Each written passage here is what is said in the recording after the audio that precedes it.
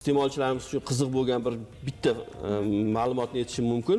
Bugun xabaringlar bor, mana shu Yangi Hayot tumanidan boshlangan mana shu hisoblagichlarni o'rnatish jarayonlari qizg'in davom etyapti. Bu jarayonlar Sergeli tumaniga ko'chdi va qo'shni tumanlarga bir chekkadan o'tib 5 yil davomida mana shu hisoblagichlarni o'rnatib bo'linadi. Keyingi etap, ya'ni 2026-yilda mana shu Sergeli tumanida davom etadi.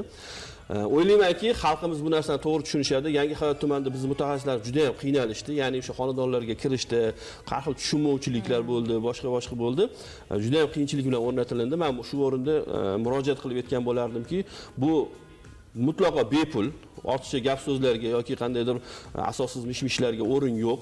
Agar iste'molchilarimizda mana shu hisoblagich o'rnatish bilan bog'liq bo'ladigan qanaqadir savollar bo'ladigan bo'lsa, mahallalarda tashkil etiladigan vaqtinchalik mana shu shtablarga murojaat qilishsa, o'zlarining savollariga yetarlicha javoblar olishadi. Ravshan aka, yana shu o'rinda bir narsani so'ramoqchiman-da. Bugungi kunda turli firibgarlar ko'payib ketdi-da.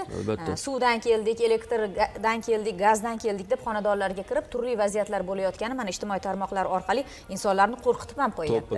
Shuning uchun ham balki odamlar shu eshik ochishga qo'rqib qolishgandir. Albatta, sizni soha vakilingizni qanaqa biz haqiqiysini ajratib olsak bo'ladi? Albatta, to'g'ri savol berdingiz. Men esimdan chiqdi, buni eslataman deb. Mana shu xonadoningizga kirib borgan har bir kommunalchini albatta shaxsini tasdiqlovchi hujjatni so'rash kerak.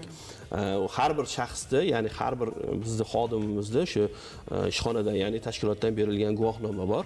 Undan tashqariga yana ham ishonch hosil qilish uchun, ya'ni agar aynan mana shu hisoblagichlar bilan bog'liq bo'ladigan bo'lsa, shu mahalla fuqarolar yig'iniga murojaat qilib turib, shaxsini aniqlab, undan keyin xonadonlarga kirgizishlari tavsiya etiladi. To'g'ri aytdingiz, ayni kecha kunduzda juda ham ko'p firibgarlar ana shu pul ishlash maqsadida suvdan keldik, undan keldik, bundan keldik degan bahonalar bilan turli to'lovlar yoki qanaqadir noqonuniy undiruvlarni harakatida bo'lib qolishgan.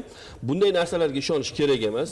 Oxirgi paytda shunaqa ma'lumotlar ham chiqdiki, uyingizga hisoblagich o'rnatib beramiz, falon hisob raqamiga pul o'tkazing degan holatlar ham uchradi. Undan tashqari menimcha qarzingiz bor, menga pul o'tkazing degan turli SMSlar kelishi boshladi. Hech biriga ishonmasliklarini so'rab qolardik, chunki hech qachon tashkilot o'zidan o'zi SMS jo'natmaydi yoki asossiz yoki e'lon qilinmagan telefon raqamlari orqali SMS yoki qo'ng'iroqlar amalga oshirilmaydi. O'ylaymanki, agar qanaqadir savollar bo'ladigan bo'lsa, Toshkent shahri bo'yicha yoki respublika bo'yicha bo'ladigan bo'lsa, 1255 mana shu qisqa raqamimizga qo'ng'iroq qilib, istagan savollariga javob olishlari mumkin bo'ladi. Rahmat.